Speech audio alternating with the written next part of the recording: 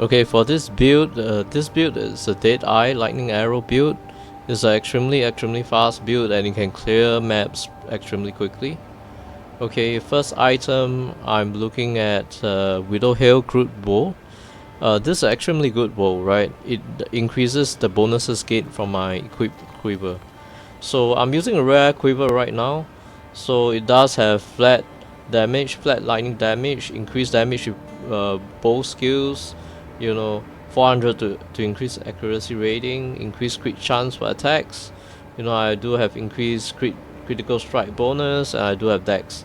And the dex gets multiplied as well because I'm a stacking build.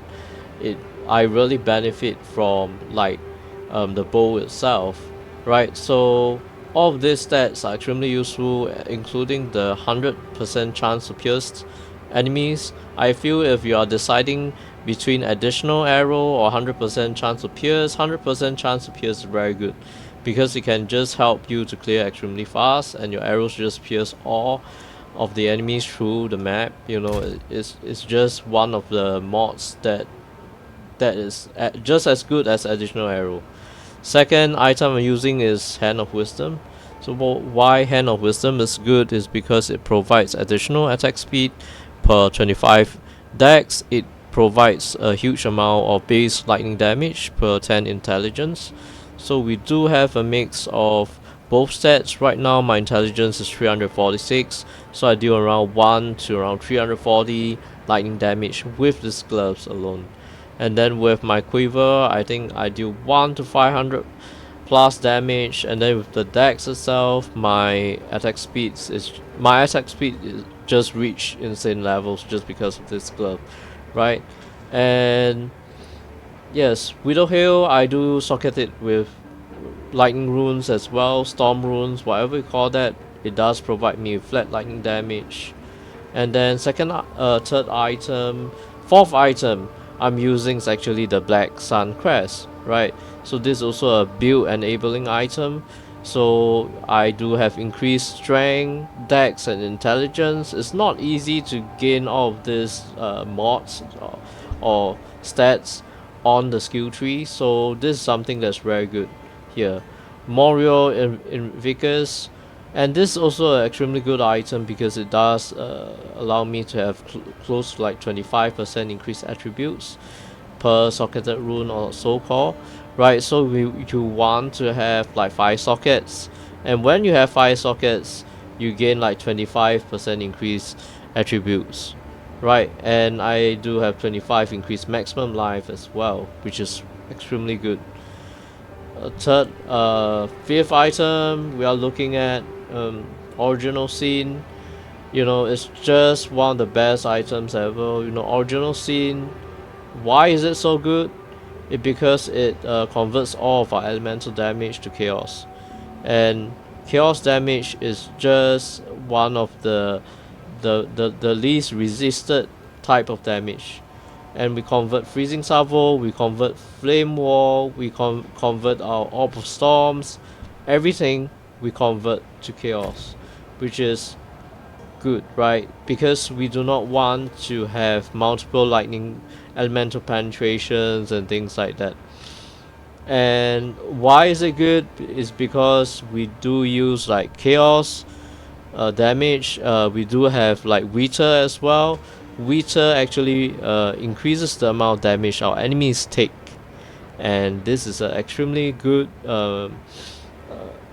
kind of like a support gem which actually inflicts Wither on hit with chaos damage. We equip that on our freezing salvo. Our freezing salvo has increased area of effect and uh, uh, is able to Wither our enemies. So I think for one cast like this, our enemies will take increased chaos damage, along with our Withering Presence, which also increases the amount of damage our enemies take. Next item we'll look at is belt. Belt you can use, the belt that increases uh, the stats on our rings by 80%, or you can use things like a belt with huge amounts of stats like Headhunter belt. but those belts are quite expensive. For me, using Original Sin is a much better choice right now. Okay, and for amulets, you know, the ideal amulet is of course is Astromandis, but right now I am sticking to accuracy, life, mana, attributes kind of amulet, and this just does the job. You know, we don't need something that's too expensive. We can just roll with this, and it works, right?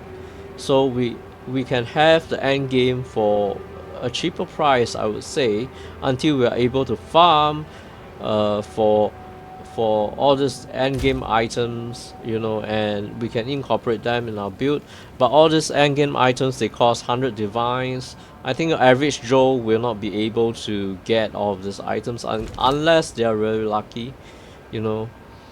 Um, yeah, I'm using freezing salvo and all of this. When I equip my armor, I'm only getting uh, not that much resistance. Of course, I can increase resistance as well, but for this character, it just does a ton of damage and just clears the map very quickly, right? So I'm using I can also switch out my gear for Samsung Visage, which actually provides it blinds enemies around me, and it also uh, increases my base crit chance when I do damage uh, to enemies around me. But that will take time, you know. I have to stay within the presence of the enemies for like 20 seconds to gain a ton of crit damage, right? But for this Samsung Visage itself, that blind radius is extremely huge, so I can just, you know, be tanky and just run around and not get hit, right? Armor, I can use a high resist, high evasion armor as well, or I can go for my uh, high damage, more offensive armor, which actually increases my stats. You know, and sometimes when you just increase the stats, you do increase your life, and you do increase offensive stats. It does allow you to survive better. Right, so another thing is we can use Despair Curse, which actually lowers our enemies' chaos resist. We can actually poison with this build as well if we want to. So it's something that we can look at. And because we are dealing all chaos damage, we can just go for poison. We can socket chance to poison our bow as well, giving it 30 chance to poison. We can also socket, you know, other things as well, like flat fire, flat cold damage. So this is the skill tree, you know. I'll go for increased skill speed, and this increases the speed that we can deal damage. I will go for additional mark, you know, or accuracy at the distance. We do not really need accuracy, you know, probably, you know, more damage at a closer distance, but I think additional mark works extremely well, right, against bosses. So this build really clears the map extremely quickly. I think what you want to focus on is maybe bosses. So having like curses will actually increase the damage by a lot. We are going with like increased attack speed, crit damage, crit chance, all of the stat skills on the tree. You know, we are going with dex, right? I'm going with increased dexterity by percentage. I'm going with increased evasion rating for my equipped armor. And this is my equipped armor, and this is also another of my equipped armor, right? And you know, I can increase the amount of evasion by a lot just by equipping something like that, right?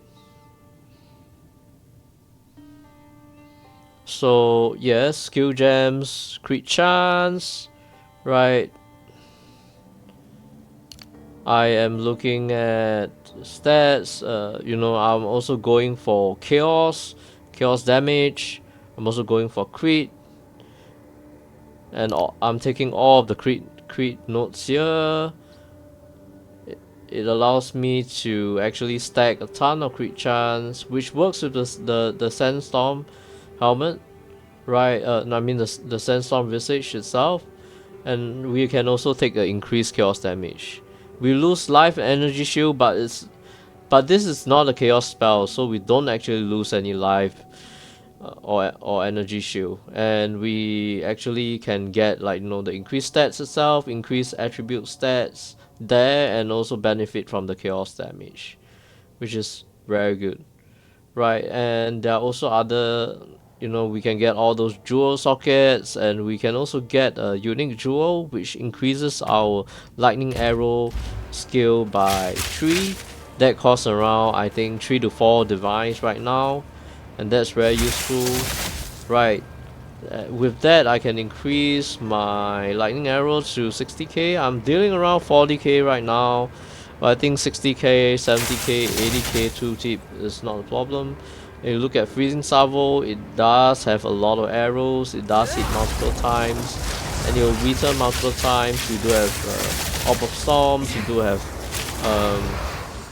Flame Wall as well, and we do have Despair Curse. All of this we can stack it on like the rare monster or the unique monster, and we can deal a ton of damage. Right, so next we'll go to the gameplay footage. You'll take a look at how fast it clears.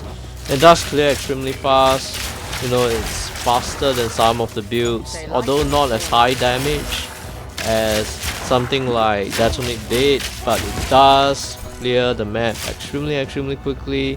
With Pierce itself, it just pierces through all monsters.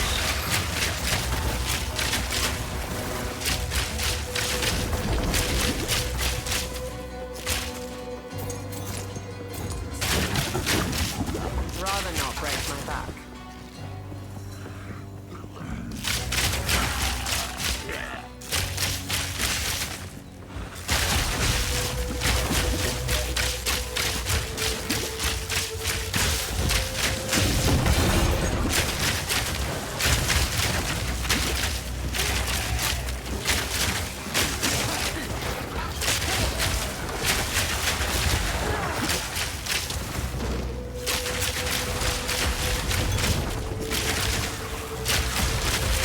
Rather not break my back.